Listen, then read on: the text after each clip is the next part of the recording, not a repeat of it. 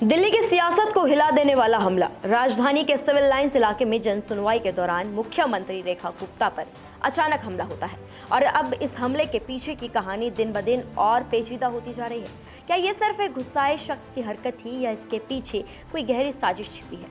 बुधवार सुबह करीब 8:15 बजे जब लोग अपनी समस्याएं लेकर सीएम रेखा गुप्ता से मिलने पहुंचे थे, तभी शिकायतकर्ता बनकर आया राजेश भाई खिमजी भाई साकरिया अचानक भीड़ से निकलकर मुख्यमंत्री पर टूट पड़ा। हाथ, कंधे और सिर पर चोटें लगी, लेकिन मौके पर मौजूद सुरक्षा कर्मियों ने किसी तरह उसे काबू कर लिया। लेकिन असली सवाल है, ये हमला प्लान था या इत्तेफाक? पुलिस जांच में अब कई चौंकाने वाले तथ्य सामने आ रहे हैं। आरोपी के मोबाइल से कई अहम नंबर मिले हैं जिनसे वो हमले से पहले और बाद तक लगातार संपर्क में था। पुलिस ने फोन जब्त कर लिया है और फॉरेंसिक जांच भी शुरू कर दी है। शुरुआती जांच में सामने आया है कि सारे नंबर गुजरात के हैं और आरोपी पिछले 24 घंटे से इन्हीं पर एक्टिव था। आरोपी के खिलाफ सिविल लाइंस पुलिस स्टेशन में भारतीय न्याय संहिता की धारा 109(1), 132, 221 के तहत मामला दर्ज किया गया है। पुलिस ने सरकारी कर्मचारी पर हमला करने के आरोप में बीएनएस की धारा 132, सरकारी कर्मचारी के काम में बाधा डालने के आरोप में बीएनएस की धारा 221 और हत्या की कोशिश के लिए धारा 109 के तहत मामला दर्ज कर लिया है। पुलिस के सामने अब कई अहम सवाल हैं। अब पुलिस की जांच कई बिंदुओं पर केंद्रित है। पुलिस जांच में जुटी है कि आरोपी बार बार किससे फोन पर बात कर रहा था। सीसीटीवी फुटेज ने भी सनसनी बढ़ा दी है। शालीमार बाग स्थित सीएम आवास की वीडियो रिकॉर्डिंग क्यों बनाई? आरोपी को मुख्यमंत्री के शालीमार बाग आवास के बाहर हमले से एक दिन पहले घूमते और वीडियो बनाते देखा गया, यानी उसने बाकायदा रेकी की थी। आरोपी दिल्ली क्यों आया और किन लोगों से मिला? और आवारा कुत्तों पर सुप्रीम कोर्ट आदेश के विरोध का बहाना या इसके पीछे कोई बड़ा नेटवर्क है? पुलिस सूत्रों ने बताया कि जब आरोपी को पकड़ा गया तो उसके पास ना तो कोई शिकायत पत्र था और ना ही कोई एप्लीकेशन। यही नहीं, पुलिस ने यह भी साफ किया कि आरोपी का कोई भी रिश्तेदार किसी जेल में बंद है ही नहीं, यानी ये संभावना भी खारिज हो गई कि वो मुख्यमंत्री से किसी कैदी की पैरवी कराने या किसी बंदी की रिहाई के लिए पहुंचा था। पुलिस सूत्रों के मुताबिक आरोपी ने हथियार साथ नहीं रखा क्योंकि उसे पता था कि सुरक्षा जांच में उसे पकड़ लिया जाएगा। उसने हाथों से ही हमला किया, लेकिन इरादा नुकसान पहुंचाने का ही था। इतिहास भी साफ इशारा करता है। गुजरात में उसके खिलाफ शराब तस्करी और मारपीट के 5 केस दर्ज हैं।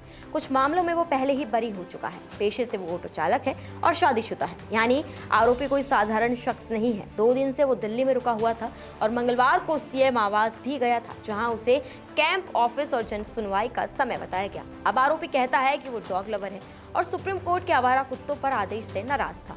आरोपी की मां ने भी यही बयान दिया, लेकिन पुलिस और एजेंसियों को ये तर्क शक के घेरे में लगता है। फोन रिकॉर्ड और वीडियो साफ बता रहे हैं कि यह हमला सिर्फ किसी आदेश के विरोध में नहीं था, बल्कि इसके पीछे कोई बड़ा नेटवर्क हो सकता है।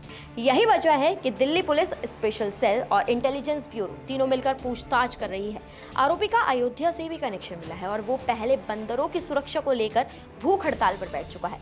सबसे बड़ा सवाल अब मुख्यमंत्री की सुरक्षा पर है। जेड कैटेगरी सुरक्षा के बावजूद आरोपी सीएम तक कैसे पहुंच गया? पुलिस कमिश्नर खुद जांच मॉनिटर कर रहे हैं और गृह मंत्रालय भी सुरक्षा व्यवस्था का रिव्यू कर रहा है।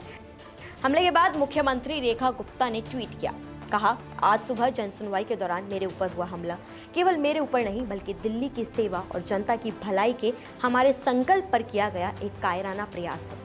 स्वाभाविक है कि इस हमले के बाद मैं सदमे में थी, परंतु अब बेहतर महसूस कर रही हूँ। मैं अपने सभी शुभचिंतकों से निवेदन करती हूँ कि कृपया मुझसे मिलने के लिए परेशान ना हो। मैं बहुत जल्द ही आपके बीच काम करती हुई दिखाई दूंगी। ऐसे हमले मेरे हौसले और जनता की सेवा के संकल्प को कभी तोड़ नहीं सकते।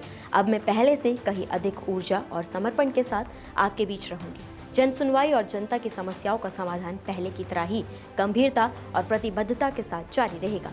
आपका विश्वास और समर्थन ही मेरी सबसे बड़ी ताकत है। आपके अपार स्नेह, आशीर्वाद और शुभकामनाओं के लिए मैं हृदय से आभार व्यक्त करती हूँ। लेकिन इस पूरे मामले में राजनीति भी गर्मा गई है। बीजेपी ने दावा किया कि हमलावर का आम आदमी पार्टी से कनेक्शन है और उसकी तस्वीर विधायक गोपाल इटालिया के साथ शेयर की। वहीं आम आदमी पार्टी ने इसे फर्जी बताते हुए पलटवार किया। इटालिया ने कहा कि ये फोटो मेरे पुराने वीडियो से स्क्रीनशॉट लेकर एडिट किया गया है। यानी दिल्ली के इस हमले ने सिर्फ सुरक्षा और सियासत ही नहीं बल्कि साजिश के नए सवाल भी खड़े कर दिए हैं। पुलिस और एजेंसियां जांच में जुटी है और आने वाले दिनों में बड़े खुलासे हो सकते हैं। फिलहाल इस पर आपका क्या कहना है, आपका क्या मानना है, कमेंट सेक्शन में हमें जरूर बताएं। नमस्कार, मैं हूं मानक गुप्ता। अगर आपको हमारा ये वीडियो पसंद आया हो तो इसे लाइक और शेयर जरूर करें और हाँ, हमें सब्सक्राइब और फॉलो करना ना भूलें ताकि आप देश और दुनिया की कोई खबर मिस ना करें। तो जुड़े रहिए हमारे साथ और देखते रहिए न्यूज़ 24।